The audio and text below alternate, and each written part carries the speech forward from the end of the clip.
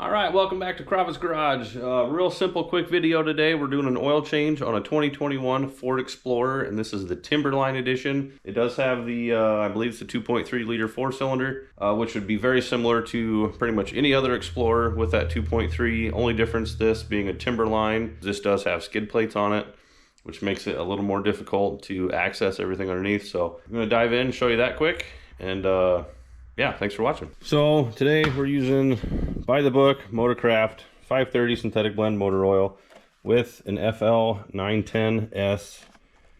See the part number on the box there. All Motorcraft stuff. I'm not a I don't get into the fancy oils and all that stuff for my vehicles. I use the same stuff in my EcoBoost F-150. It's what the book says to use, so that's what we're going to use. Okay, we're under the hood now. You got your washer fluid over here if you're going to top that off. Your air filter is located underneath this box right here. Coolant in this bottle. And then for oil change, we've got our oil fill is right here. See, I wiped all the dirt off of that before I opened it.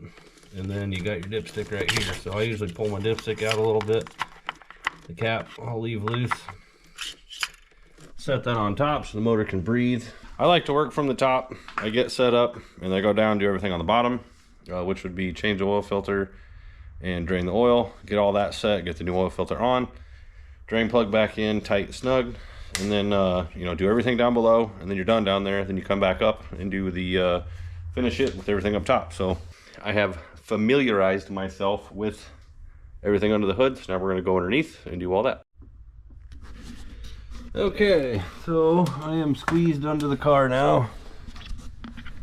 Get ready for motion sickness. So if you're looking for this square triangle shape on the skid plate, so right now we're at the back of the car looking forward. There's the left front tire, right front tire. If you look right up inside here, you will see here's our oil filter. This is the axle going to the left front wheel. And then right here is our drain plug, up close shot of that. So as you can see, the oil filter placement, kind of like my filming right now, isn't super great, because when that drains, it is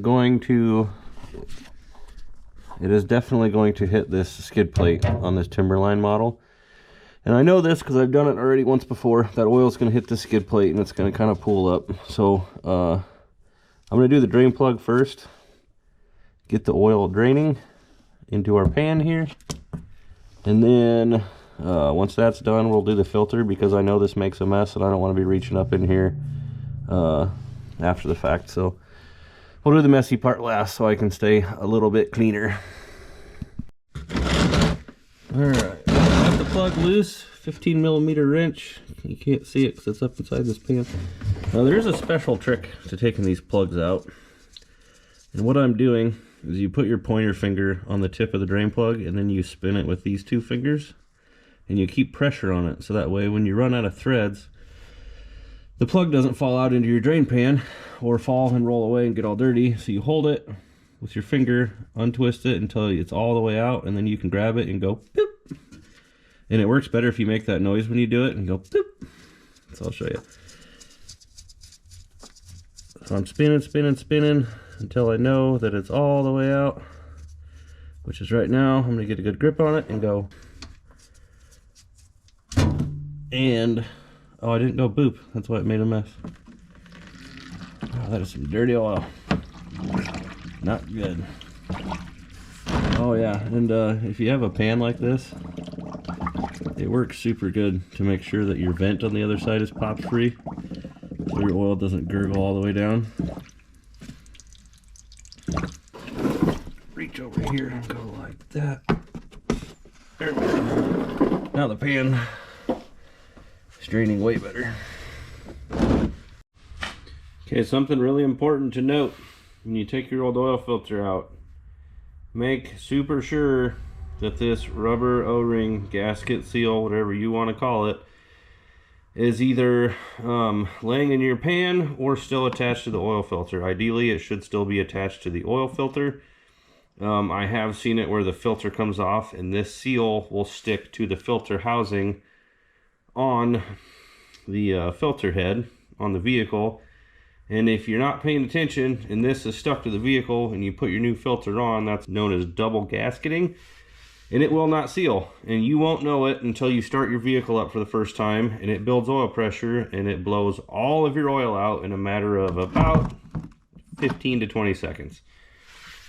Which means about the time you notice that you did it, you've already lost all your oil and it's too late. So always, always, always make sure that this gasket is still on the oil filter.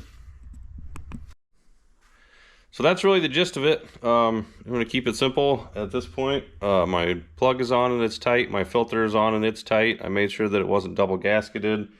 Got everything cleaned up underneath. And at this point, the only thing left to do is to top it off with, I believe it's 5.3 quarts of oil. Or 530. So yeah, I use Motorcraft stuff. We already talked about that. But anyways, if you have any questions, comment down below. I got another video coming up. I'm going to do the same thing on my 18 F-150. Same oil, different filter. Because it's, yeah.